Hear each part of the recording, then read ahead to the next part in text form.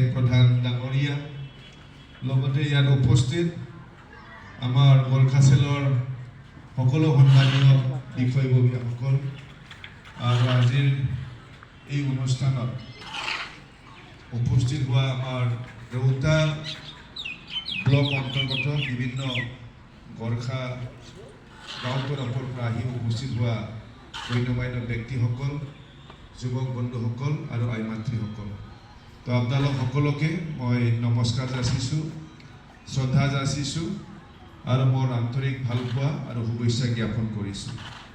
তো আজি মই সঁচাকৈ বহুত ভাল পাইছোঁ, আপোনালোকে চবেই ওলাই আহিছে গৰ্খাচেল গঠন কৰিবৰ বাবে। আৰু গৰ্খাচেল গঠন কৰিবৰ বাবে অহা মানে আমাৰ BPF দলক সহায় কৰিবৰ কাৰণে আহিছে। তো ইয়াৰ বাবে আপোনালোক সকলোকে মই বহুত বহুত ধন্যবাদ যাচিছোঁ।